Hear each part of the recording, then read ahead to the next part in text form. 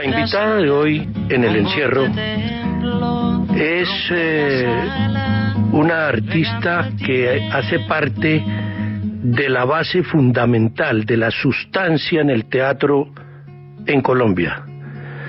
Por eso los que reconocemos a la cultura como parte esencial de la idiosincrasia de un país o de un pueblo, tenemos por la invitada de hoy un respeto y una admiración muy clara. Por eso saludo con una enorme satisfacción a Patricia Ariza. Patricia, buenas noches. Buenas noches, muchísimas gracias por la invitación. Patricia, ¿cómo es que usted se mete a estudiar Bellas Artes en la Universidad Nacional? Supongo que por allá en los años 60, que era una época, como diría Vargas Tejada, convulsionada. Sí, pues era una década muy importante. Esa fue la década de mayo del 68, una época del movimiento estudiantil que tenía mucha fuerza, la Universidad Nacional también. Yo entré a estudiar Bellas Artes, pero no terminé porque allá llegó el maestro Santiago García y me pudo el teatro. Me ganó el teatro. Bueno, pero lo que pasa, claro, la figura del maestro García era lo suficientemente atractiva para que uno siguiera esa vocación de un personaje que cambió el estilo del teatro en Colombia. Sí, Santiago fue un verdadero fundador del teatro contemporáneo en Colombia, y en ese momento la universidad fue como la plataforma. De ahí él nos propuso con Carlos José Reyes también, es muy importante también el reconocimiento a Carlos José Reyes. Ellos nos propusieron fundar un teatro independiente y de ahí salimos y fundamos la Casa de la Cultura, que después se convirtió en el Teatro La Candelaria. Y ahí estamos esa fue nuestra tesis de grado, fue esa, fundar el Teatro La Candelaria. Sí, que es piedra angular de lo que significa el teatro en Colombia.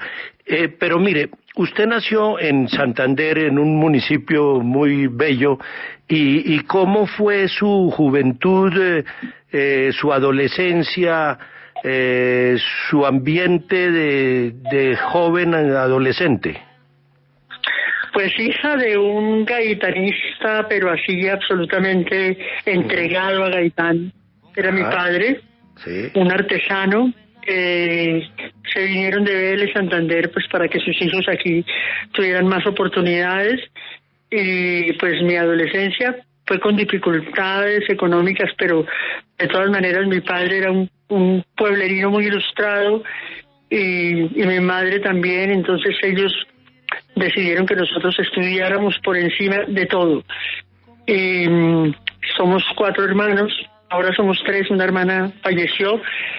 Y muy chiquita me fui de mi casa y me enrolé con los nadaístas. Entonces esa sí es una parte muy importante de mi vida.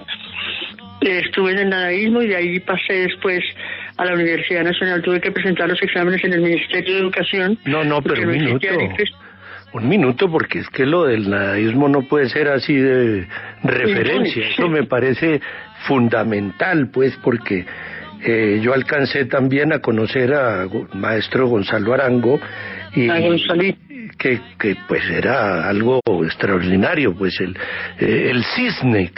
Entonces me gustaría saber cómo fue esa vinculación. Pues yo me fui para Medellín y allí conocí los nadaístas, conocí a Gonzalo, con quien tuve una relación muy especial en mi vida. Y bueno, estuve con ellos como un año allá en Medellín, militando en el nadaísmo de manera total. Éramos una performance viviente en las calles No éramos muchas las mujeres, pero éramos muy fuertes y yo creo que participamos en muchas rupturas. Por ejemplo, íbamos a los cafés de hombres, pues siempre acompañados, siempre andábamos en una gavilla enorme a jugar billar y digamos eso en esa época fue una ruptura muy grande porque eran sitios prohibidos para las mujeres, absolutamente prohibidos. Íbamos al Café Metropol, que era un café enorme de billares y aprendimos a jugar billares, pero también aprendimos a ser irreverentes, a vestirnos de una determinada manera. Teníamos muchos enemigos, pero también teníamos muchos amigos, gente que nos amaba, nos admiraba y nos quería. Era un combo sobre todo de poetas, de iconoclastas, claro, con Gonzalito a la cabeza y Amílcar Cabral, J. Mario, pero J. Mario era de Cali, de los nadaístas de Cali. Y después nos fuimos un combo por allá para una isla en el Pacífico a fundar una nueva sociedad, pero no lo logramos. ¿Y de qué? Nos seguimos insistiendo. ¿Y de qué vivían? ¿De qué comían? Pues no, en la isla estuvimos poco tiempo, como 4 meses, pues comíamos plátano, coco, aprendimos a pescar jaivas, pianguas, estuvimos allá. Elmo Valencia escribió una novela sobre eso que se llama Isla Nada. Después, pues, mi familia me fue a buscar y allá me encontraron, me trajeron. ¿La llevaron a dónde? Pues me trajeron a Bogotá. Yo estaba en el Pacífico. Ya. Bogotá. Pero ya su familia estaba en Bogotá. No, mi familia estaba en Bogotá desde siempre, desde que yo tenía 1 año de nacida. Mis hermanos eran bastante mayores, entonces ellos sí se acuerdan un poco de Vélez y todo, pero yo realmente mi vida ha sido aquí en Bogotá. En Bogotá. Entonces, su beligerancia o su activismo político fue producto del gaitanismo de su padre. Entre el gaitanismo y el nadaísmo y el teatro, ahí se mezcló todo eso. Y la Universidad Nacional, por supuesto. Sí, claro, mi papá era un hombre muy politizado, se sabía de memoria los discursos de Gaitán y me los enseñaba. A mí me daba un poco de miedo porque él me ponía un disco con la voz de Gaitán y me daba un poco de susto. Claro, pero él era por el tono de la voz. Sí, claro, por el tono de la voz, un tono muy fuerte, muy... Pero hoy en día soy una de las grandes admiradoras de Gaitán. No, por supuesto.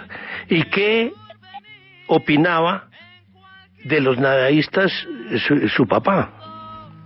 No, a él le daba mucho miedo. Eso sí, eso fue muy empático. O sea, yo era adolescente y entonces pues me fui de la casa. Entonces ellos no pararon de buscarme hasta que me encontraron mi hermano me trajo a Bogotá. Y pues hicieron todo lo posible y me convencieron y entré a la universidad. Yo no quería entrar, pero entré y también me fasciné con la universidad, por supuesto. Allí encontré a Pals Borda. Yo no estaba estudiando sociología, pero me metí a las clases de Pals Borda y conocí Camilo Torres. Camilo Torres. Conocí la Juventud Comunista, María Arango. María, y allí sí, la conocí. Me politizaron. María Implacable, usted la conoció también. Sí, la conocí. Estupenda. Una mujer atractiva, maravillosa. Era muy bella y era también muy firme, y entonces me tomó por su cuenta y hasta que me convenció. Bueno, entonces el maestro Santiago García la mete en el teatro, y ahí cómo se perfecciona su destino definitivo y es la base de su importancia en la historia del teatro colombiano. Pues Santiago era un director invitado por las directivas de la universidad para que montara una obra que se llamó Galileo Galilei de Bertolt Brecht, un montaje extraordinario, una cosa maravillosa. Y él necesitaba, los papeles principales los tenían actores y actrices ya con alguna experiencia, entonces él necesitaba como, en esa obra hay mucha gente, como unas personas, lo que se puede llamar como extras, ¿no? Que necesitaba, entonces acudió a los estudiantes de la universidad. Ajá. Yo fui para ver si él me recibía, si yo podía hacer algo ahí, algún papel, porque me pareció como interesante, y él me dijo que no, porque ya todos los papeles estaban asignados, pero que si yo quería, podía tomar nota de los ensayos, y a mí me pareció fascinante. Entonces yo empecé a ir a todos los ensayos, tomaba nota y aprendí. Yo no sabía nada de teatro, aprendí viendo a Santiago García dirigir, un privilegio que pocas personas podrían tener en la vida realmente. Y él tuvo muchas dificultades con las directivas porque había un artículo en el programa sobre Oppenheimer acerca de la responsabilidad del científico con su época y con la historia, con la vida. Y entonces la universidad retiró los programas porque los consideró inconvenientes. Santiago se enojó mucho, Carlos José también, y porque decomisaron los programas. Entonces los jóvenes hicimos una reproducción de ese artículo en mimeógrafo. En esa época era el mimeógrafo, que era una belleza porque era manual. Sí, claro. Cada copia era manual. Sí, y olía a tinta. Olía a tinta y se nos manchaban las manos de tinta morada. Entonces ese artículo se volvió famosísimo, se repartió por todas partes, y el día del estreno fue no solo un acto, una obra bellísima, un aplauso extraordinario, sino también se volvió como un acto político de los jóvenes defendiendo la obra, defendiendo a Santiago. Y Santiago, en la fiesta de celebración, dijo que la única posibilidad de hacer teatro contemporáneo era teniendo un teatro independiente, una sala propia y un grupo. Y entonces dijo que quienes lo acompañaban en esa aventura. Para mí era muy difícil porque era producir otra frustración en mi familia. Sin embargo, levanté la mano y me salí con Santiago a fundar y con Carlos José a fundar la Casa de la Cultura, que fue un centro cultural de Bogotá muy importante. Yo creo que usted se acuerda.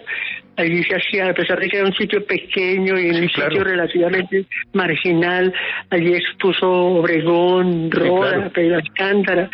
En fin, eso nació como un centro cultural. No, fantástico. Pero después no teníamos con qué pagar el arriendo, pero ya era un sitio con mucho prestigio. Entonces tuvimos que salir de ahí, pero el Consejo de Bogotá aprobó una partida de 300.000 pesos y con esa plata compramos el teatro La Candelaria. Qué maravilla, ¿no? Y es que lo del mimeógrafo tenía su magia, porque todo lo que tuvo que ver con mimeógrafo y la Universidad Nacional hace parte de esos años 60 que fueron tan difíciles. Una década tremendamente, no sé, la Universidad Nacional era el centro del pensamiento independiente de Colombia. Imagínense, allí estaba Pals Borda, Camilo Torres, Santiago García. No, una cosa interesante, María Arango. Patricia, ¿y había tiempo para la parranda? Mucho tiempo. Yo no sé por qué sacábamos tiempo si trabajábamos tanto, pero siempre eso se combinaba con la bohemia, con el cisne. El cisne era el lugar del encuentro, ¿no? Y las fiestas, había muchas fiestas siempre. ¿Y del amparazo qué se tomaba? ¿Ron? Aguardiente. Sí. Bueno, y su admiración por Silvio Rodríguez, ¿ya pues fue posterior o ya había alguna vinculación con la música cubana? Pues había una vinculación con la música cubana y Silvio Rodríguez vino acá a Bogotá. Nosotros lo invitamos y él vino, él cantó pero Silvio Rodríguez es ya en el Teatro La Candelaria. Él vino y cantó en La Candelaria. Vino también Pablo Milanés. ¿Y se cobraba por escucharlos? ¿Cómo?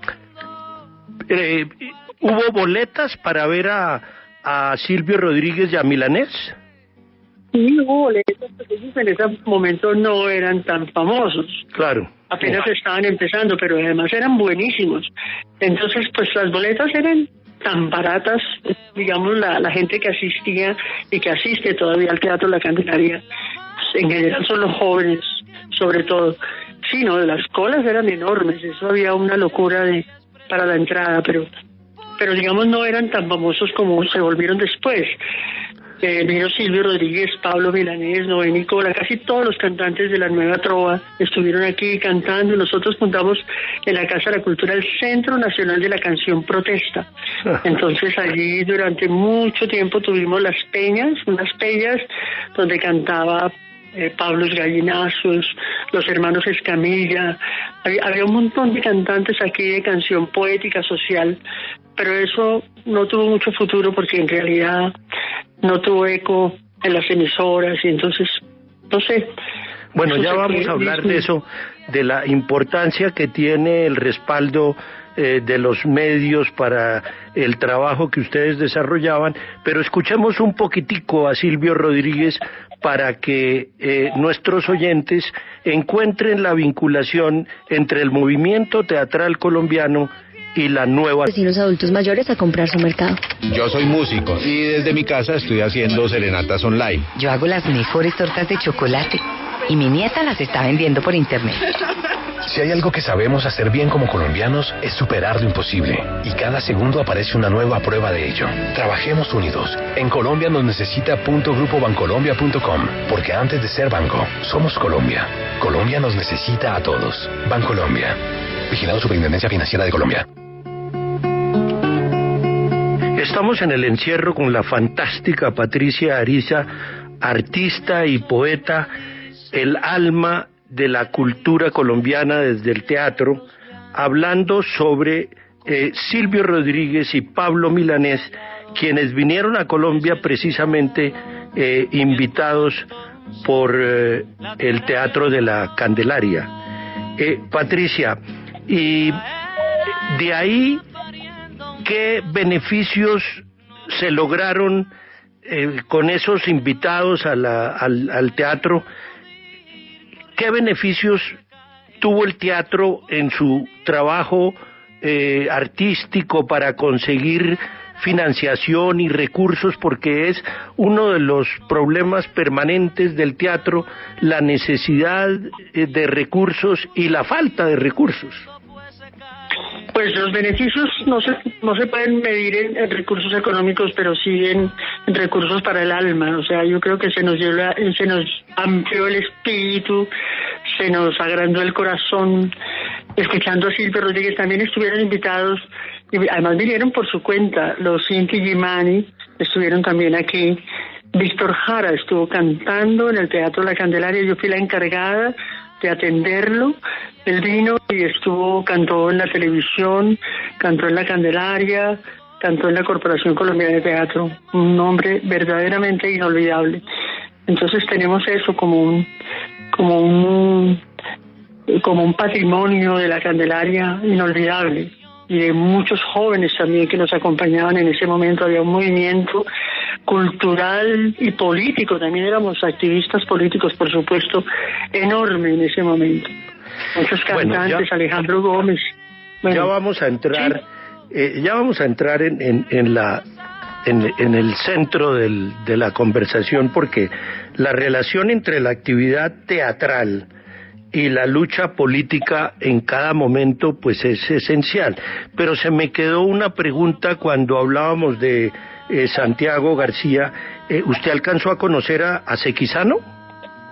No, claro, en esa época sí no me tocó a mí. Pero claro que conozco mucho de Sequizano. Santiago siempre fue un admirador enorme de Sequizano. Santiago estudió con él, con Fausto Cabrera, con Mónica Silva, con Raúl García, el que fundó la Orquesta Filarmónica, con Pacheco, creo que también estuvo dentro de los que estudiaron. No, yo en esa época estaba en el colegio, pero eso fue determinante en la vida de Santiago García, porque él era arquitecto, y hizo el taller con Sequizano y ahí tomó la decisión del teatro. Total, podemos decir que 1956 es como el principio del arte contemporáneo que hoy tenemos. Pues sí, es como el antecedente del principio, diría yo.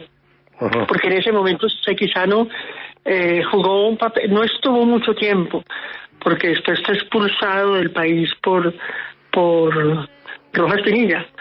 le dieron 24 horas para salir del país, un hombre, un genio, un maestro que fue discípulo de Stanislavski, y salió del país, pero dejó una huella tremenda. O sea, con él estuvo Fausto Cabrera, que también jugó un papel muy importante en el teatro, y Santiago García ahí tomó la decisión, y después ya se fue a estudiar formalmente a Europa y a Estados Unidos teatro. Bueno. Y después es que llega y entra a la universidad. Entonces, a lo que vinimos, porque la relación, como ya lo dije, entre el teatro y la política es definitivo, determinante. No sabría uno qué es más importante, si la actuación en sí misma, si la presentación en las tablas, o lo que consigue para vincular el arte a las luchas sociales. Entonces, por eso mi pregunta, su vinculación a la Unión Patriótica y a los partidos políticos le trajo muchos riesgos. Sí, claro. Me trajo muchos riesgos, pero también muchas satisfacciones. Aprendí mucho, aprendí a entender que el proyecto teatral también tiene que estar atravesado por el proyecto de país.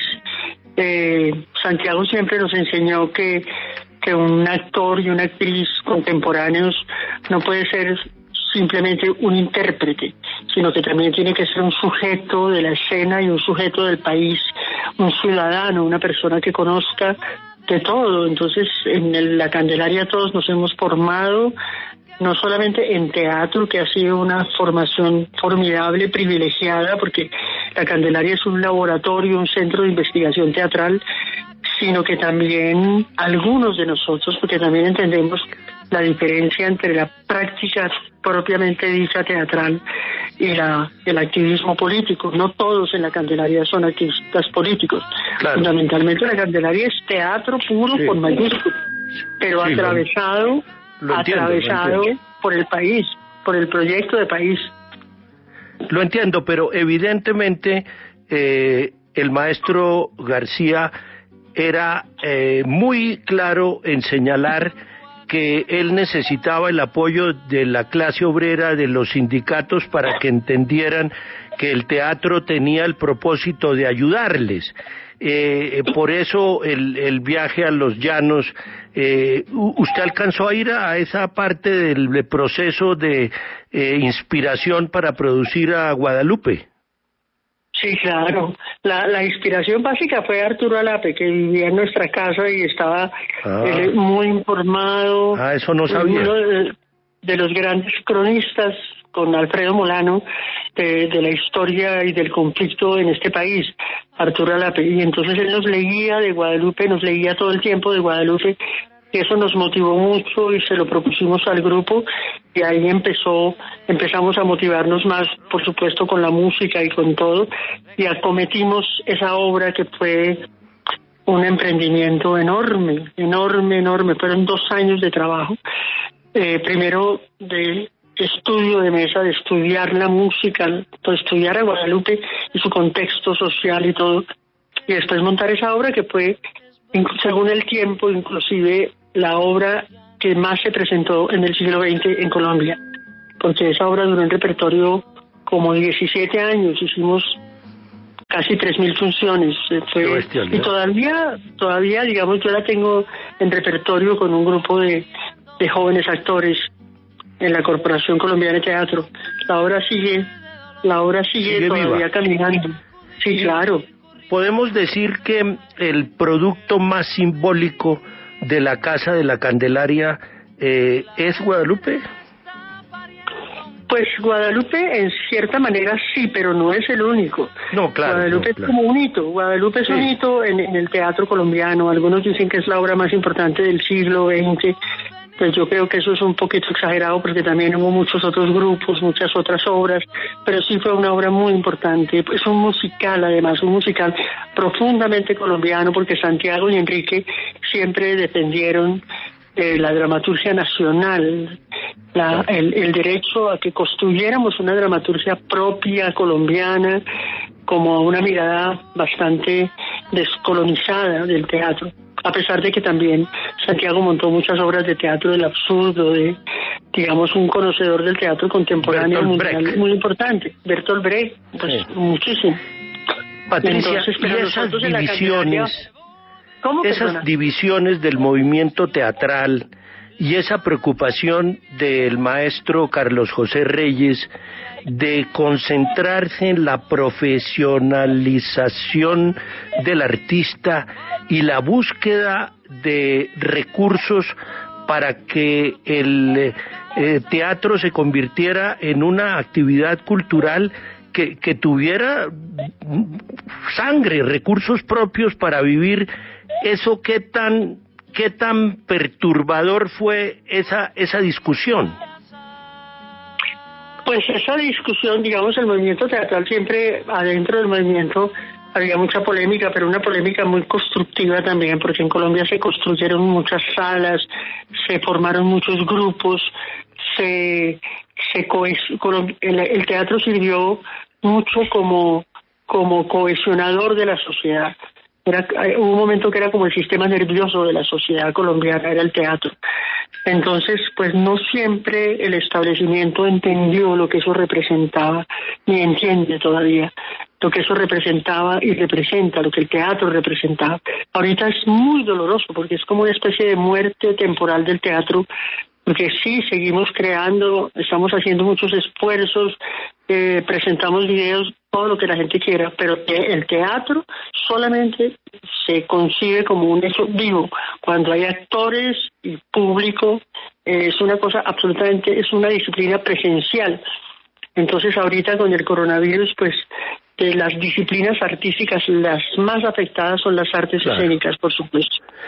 Pues Patricia, me quedaría hablando con usted mucho más porque usted sabe la admiración que tengo por su trabajo, aunque ideológicamente no coincidimos.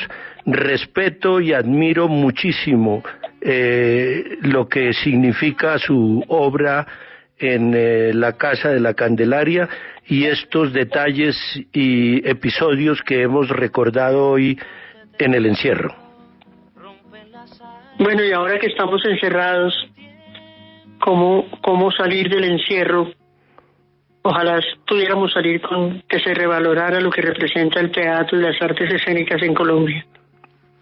Comparto plenamente, de manera que si le podemos colaborar en la W, estaremos atentos para atender esas solicitudes. Gracias por estar en el encierro. Tomaremos la colaboración, por supuesto. Muchas gracias a usted, de verdad, muy, muy amable.